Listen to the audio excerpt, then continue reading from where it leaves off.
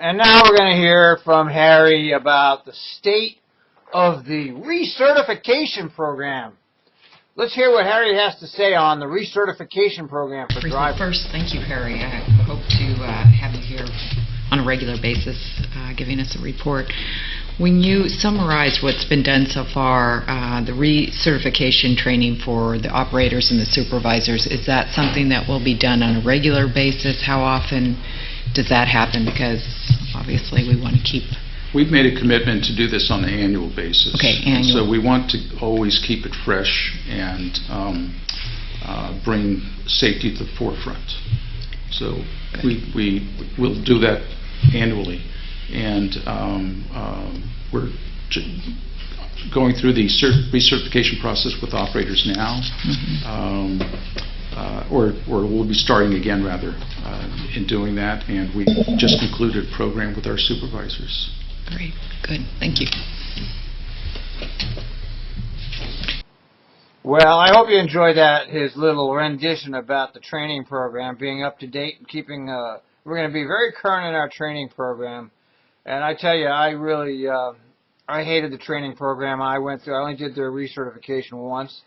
I found it completely insulting and ridiculous. I found what they were actually trying to get me to do was ridiculous. And I'm a driver with 20 years combined experience.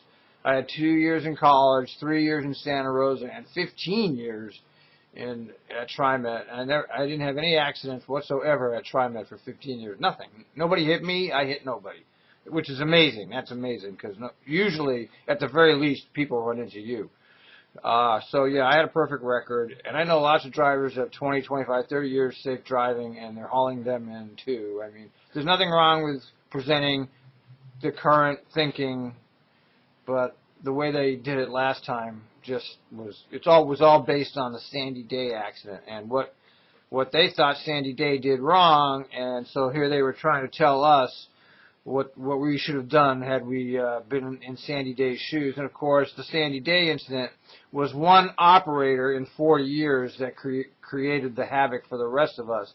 It wasn't a mass problem with multiple drivers. It was one driver that screwed up, and it was not a systemic problem, is what I'm trying to say. They made it all of our problems, which one driver screwed up, and they made it all of our problems. And I'm just glad I don't have to go through their crap anymore. I mean, being an employee there was at the end, it was very hard.